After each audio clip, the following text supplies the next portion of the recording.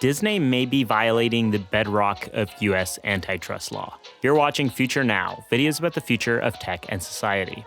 In 1948, the US Supreme Court made a landmark decision that changed the movie industry forever. In a 7-1 vote in the case United States v. Paramount Pictures Inc., the court ruled that movie studios could no longer own and control the theaters in which their films are shown. Up to this point, in an era known as Hollywood's Golden Age, the major movie studios were completely vertically integrated. They created the films in their own lots with writers, directors, editors, etc. that were all under contract with them, processed and created the movie prints, and owned the distribution through the theaters that were only allowed to show a particular studio's films. Imagine having to go to one theater to watch the new Star Wars film and a different theater if you want to watch the latest scary movie from Blumhouse. But wait, this sounds kind of familiar, doesn't it? That's basically the business pitch behind Disney+.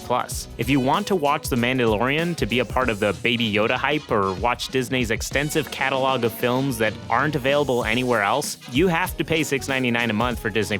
And you won't find any content on there that Disney doesn't own. In fact, in the last few years, it seems like every major movie and TV studio has come out with their own streaming platform. And in the case of Netflix, they vertically integrated backwards by becoming a distribution platform that now also produces its own content. Of course, they also distribute far more content they don't own, which separates them from the likes of Disney+. The 1948 Supreme Court case that broke up production and distribution is based on antitrust laws, which are a set of laws with the purpose of regulating private business to promote healthy competition with the explicit purpose of benefiting consumers. Essentially, whenever companies control a market in such a way that the consumer is forced to spend more money, there's usually an antitrust case to be made. The idea is, if there's a lot of competition amongst companies in the same industry, they'll gain market share by appealing to consumers through better products and services, and of course by offering lower prices for those products and services. If just a couple of companies already have a majority of consumers buying what they're selling due to a lack of other options, then those companies can essentially charge as much as they want without fear of losing customers to someone else. This is called an oligopoly, and was exactly the situation with the major movie studios in the 1930s and 40s, led by Paramount, the largest studio at the time. Making theaters independent allowed for smaller studios to get their films in front of audiences and actually compete with the big guys. And it also led to more competition amongst theaters themselves. In my opinion, there is an antitrust case to be made around streaming services, as consumers are forced to pay monthly subscriptions for access to content by some of the biggest studios, with Disney leading the pack. This is particularly true as media properties are increasingly consolidated. Disney alone has gobbled up Marvel Studios, Fox, Pixar, Lucasfilm, ABC, FX, National Geographic, ESPN, A&E, Lifetime, History Channel, and a bunch of other intellectual properties. Once these so-called streaming wars come to an end, I suspect there will only be a few winners, because consumers aren't going to subscribe to 10 different platforms. They're going to go where the most and best content is. In other words, the platforms with the deepest pockets and most extensive catalogs. Once that happens and you're hooked on Disney+,